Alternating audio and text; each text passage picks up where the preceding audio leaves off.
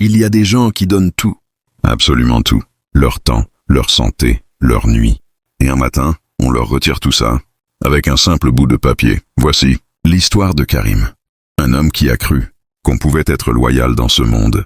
Et qui a payé ce mensonge au prix fort, mais avant de te raconter comment tout s'est effondré, laisse-moi te montrer ce qu'il avait construit. Karim, 38 ans, originaire d'une famille modeste. Son père était ouvrier, sa mère femme de ménage. Lui, il a tout misé sur le travail, pas sur les relations, pas sur les passe-droits, sur le travail. À 27 ans, il rejoint une PME familiale appelée Nexum Consulting. 50 employés. Un patron, Monsieur Hassan, qui l'accueille comme un fils, pas comme un employé. Comme un fils. Karim est analyste financier. Mais très vite, il fait bien plus que ça. Il couvre les absences. Il propose des solutions que personne n'avait vues. Il travaille le week-end, sans jamais demander de compensation, sans jamais se plaindre. En 2019, la boîte traverse une crise violente. Plusieurs clients majeurs partent en quelques semaines.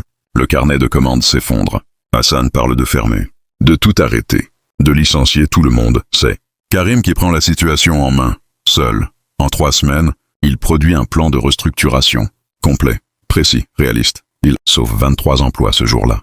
Hassan pleure devant tout le monde. Et il dit à Karim ces mots, des mots que Karim n'oubliera jamais. Tu es l'âme de cette entreprise. Tant que je suis là, tu es protégé. Karim y croit, profondément. Il refuse 2 offres d'entreprise, concurrentes mieux payées.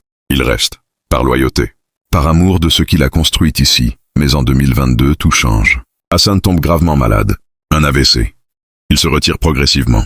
Et son fils, Yassine, 31 ans, prend les rênes de l'entreprise. Yassine n'a jamais mis les pieds dans cette boîte. Il a fait des études de management à l'étranger. Il a vécu à Paris. Il a dépensé l'argent de son père. Et maintenant, il dirige. Dès le premier jour, le ton est différent. Yassine ne salue pas les anciens. Il convoque, il impose, il tranche, sans jamais demander l'avis de ceux qui ont tout construit. Karim essaie d'établir un lien professionnel. Il lui prépare un rapport complet sur l'état de l'entreprise. Yassine le parcourt en 2 minutes. 2 minutes. Et dit « Je vais prendre mes propres repères ». Karim sent quelque chose. Un malaise, comme un pressentiment qu'il n'arrive pas à formuler. Mais il se dit que c'est normal. Un nouveau patron, ça prend du temps. Il continue à travailler. Dur, comme toujours. En octobre 2022, Karim développe une stratégie pour décrocher un énorme contrat avec un groupe international. Il travaille dessus pendant 6 semaines, seul, la nuit, en sacrifiant ses week-ends. Il couvre les murs de post-it. Il remplit des tableaux entiers de données, présente la stratégie à Yassine en privé. Yassine l'écoute, prend des notes, remercie chaleureusement Karim et lui dit « C'est exactement ce qu'il nous faut ». 2 semaines plus tard, Yassine présente cette stratégie aux investisseurs, sans mentionner le nom de Karim. Une seule fois. Il dit froidement « J'ai développé cette approche depuis mon arrivée ». Karim l'apprend par une collègue qui était dans la salle. Il relit ses propres emails, ses propres documents portant ses initiales, ses dates, ses signatures. Le vol est évident, documenté, incontestable. Il va voir Yassine. Calmement, il lui demande des explications. Yassine le regarde et dit « Je t'ai dit merci. C'était une collaboration. Tu prends ça trop à cœur. » Trop à cœur. Karim rentre chez lui ce soir-là. Il ne dort pas. Il retourne tout dans sa tête. 11 ans, tout ce qu'il a donné, tout ce qu'il a refusé pour rester loyal. Et un homme qui lui vole son travail, lui dit qu'il prend ça trop à cœur. Il décide de parler directement à Hassan. Même malade, même affaibli. Hassan doit savoir. Mais Yassine a anticipé. L'accès à son père est filtré. Ses proches gèrent ses communications. Karim envoie 3 messages. Aucune réponse. En novembre 2022, Yassine commence à restructurer l'équipe.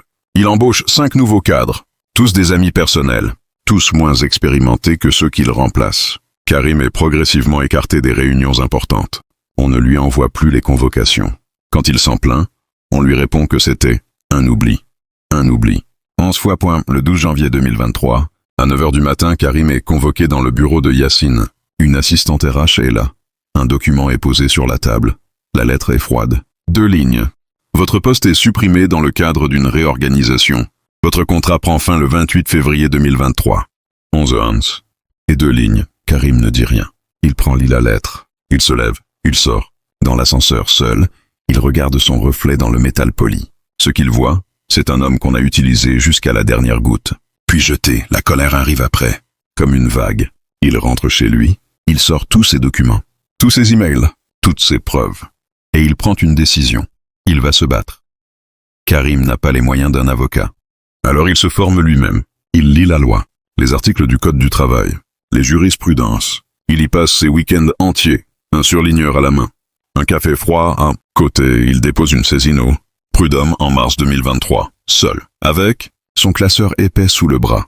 Du côté de Nexum, Yacine engage un cabinet d'avocats spécialisé. 3 avocats contre un homme seul.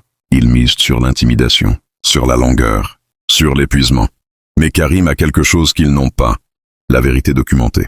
Chaque email, chaque version de fichier avec sa date de création, chaque preuve organisée méthodiquement. Lors de la première audience, l'avocat adverse tente de déstabiliser Karim. Il l'interrompt, il minimise, il parle de faible performance.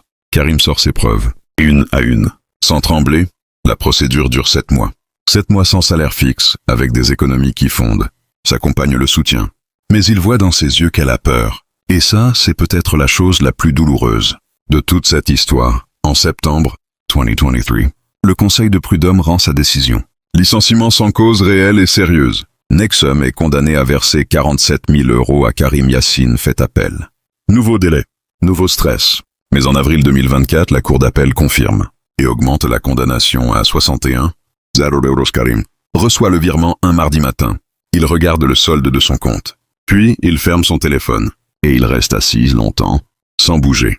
Quelqu'un lui demande « Tu es heureux ? Tu as gagné ?» Il répond simplement « J'ai récupéré de l'argent. Ce qu'ils m'ont pris, aucun tribunal ne peut me le rendre. Il y a des victoires qui ont le goût de la cendre. Tu gagnes sur le papier. Mais tu sais ce que tu as perdu pour en arriver là. » Karim a trouvé un nouveau travail, dans une petite structure. Il travaille bien, mais il dit qu'il ne fait plus confiance au premier sourire. Et ça, c'est la chose la plus triste dans toute cette histoire. Si cette histoire t'a touché, si tu as connu ça, ou si tu connais quelqu'un qui a vécu ça, laisse un commentaire. Raconte-moi. Parce que des Karim, il y en a partout. Et personne n'en parle assez.